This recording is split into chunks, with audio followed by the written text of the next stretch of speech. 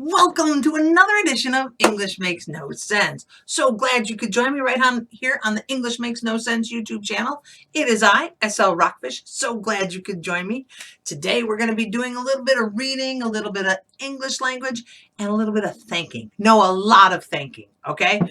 First of all, if today is your first time ever coming to this YouTube channel, welcome. Here we do a little bit of English, well, a lot of bit of English, and then we do a little bit of reading. But it's our Christmas episode, so I'm just going to tell you it's mostly reading today and mostly thanking for everyone who's subscribed and viewed and left me comments. You know who you are, Irene. You know you're the best person ever leaving me comments and tips. I love it. If you want to see less, like if you don't have time, like not less of me, oh no.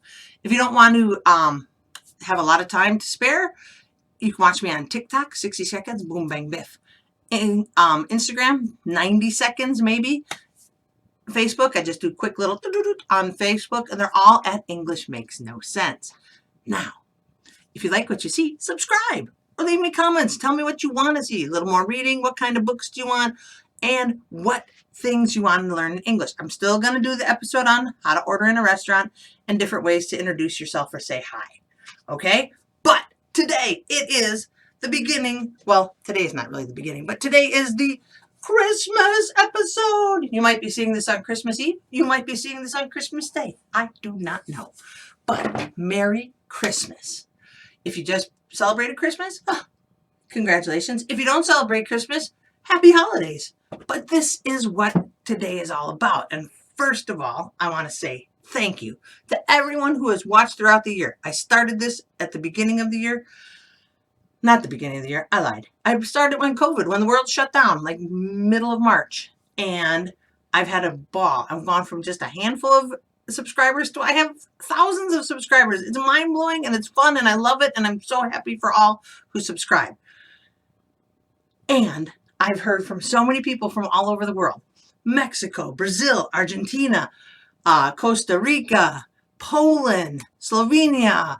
I've got Czechoslovakia. Where did I hear? I had Saudi Arabia, Russia. I've had so much fun.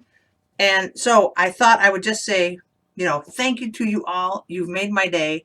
You've made my year. You made COVID fun, not fun, sorry, the shutdown bearable. And I've got a new hobby that I love. So bear with me. I'm going to get to the meat of the episode. I just want to say thank you to everyone. I love hearing from you. Leave comments like what you don't like, what you want to see. Now, it is Christmas, so I'm going to read a story of a letter that was written to a newspaper. You remember newspapers? We used to read them. I used to get 2 a day. Now I get none because it's like reading the church bulletin. There ain't nothing there. Well, a church bulletin, there's some stuff, but it's only 2 pages. But back in the day, way back even before I was born, in 1897, there was a letter to the editor in the Sun. And it said, in September 1897, the editor of the Sun opened a letter from a little girl named Virginia. Is there a Santa Claus? She wanted to know. The answer from Francis Pharsalus Church has become the most famous editorial article that has ever been written. Remember when we used to read editorials and care? Now we just have Facebook and all the other stuff and we all write our opinions. Blah, blah, blah. But when there were newspapers, the editorial opinions were huge. They carried a lot of weight. Is there a Santa Claus?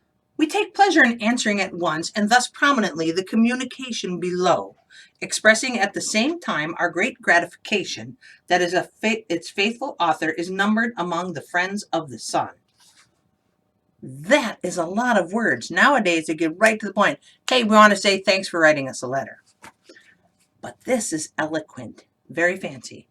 We take pleasure in answering at once, thus prominently the communication below. They're responding to her letter. Dear editor, I am 8 years old. Some of my little friends say there is no Santa Claus. Papa says if you see it in the Sun, it's so. Stop right there. That's when people used to have faith in their news organizations. I don't think we have that today. Please tell me the truth. Is there a Santa Claus? Virginia O'Hanlon, 115 West 95th Street. Here's what the editor responded.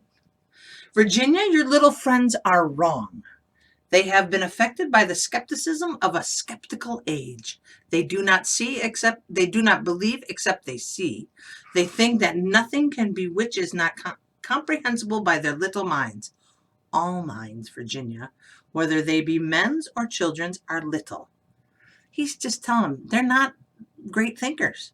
Like, everybody's mind is too small to comprehend Santa Claus. In this great universe of ours, man is a mere insect, an ant, in his intellect as compared with the boundless world about him, as measured by the intelligence capable of grasping the whole of truth and knowledge. Yes, Virginia, there is a Santa Claus. He exists as certainly as love and generosity and devotion exist, and you know that they abound and give to your life its highest beauty and joy. Whoa, what great writing! You don't get that in journalism these days. Okay, and great beauty and joy. Alas, how dreary would be the world if there were no Santa Claus. It would be as dreary as if there were no Virginias. There would be no childlike faith then, no poetry, no romance to make tolerable this existence. We should have no enjoyment except in sense and sight.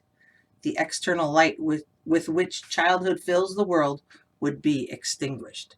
Oh, that would be terrible. Not believe in Santa Claus? You might as well not believe in fairies. You might get your papa to hire men to watch in all the chimneys on Christmas Eve to catch Santa Claus. But even if they did not see Santa Claus coming down, what would that prove? You get this question a lot, parents. We don't have a chimney. Doesn't matter. Santa's going to get in the house. And no ring or home security is going to stop him. The most real things in the world are those that neither children nor men can see. Did you ever see fairies dancing on the lawn? Of course not. But that's no proof that they are not there. Nobody can conceive or imagine all the wonders there are unseen and unseeable in the world. You tear apart the baby's rattle and see what makes this noise inside, but there is a veil covering the unseen world, which not the strongest man, not even the united strength of all the strongest men that ever lived, could tear apart. Only faith, fancy, poetry, love, romance can push aside that certain and view and picture the supernal beauty and glory beyond. Is it all real? Ah, Virginia, in all this world there is nothing else real and abiding. No Santa Claus? Thank God he lives, and he lives forever, 1,000 years from now, Virginia. Nay, 10 times 10,000 years from now. He will continue to make glad the heart of childhood. Wow. What a great response to the question, is there a Santa Claus? Of course there is. Santa. He's immortal. He is beyond our comprehension. He brings us joy. If you've lost the spirit of Santa Claus, man, just look at a kid. Look at the snow. And if you have too much snow, then remember what it was like to be a kid. Find something positive, man. This season has been rough. I'll give you. But we're going to do great. And 2021 is coming. It's got to be better, right? So I hope you enjoyed that. And I just want to say to all of you who have left me comments, who have watched, who have subscribed, thank you. Gracias. Merci. Obrigado. Thanks so much, my friends. See ya. Have a very Merry Christmas. And I'll see you before the new year. Peace, friends.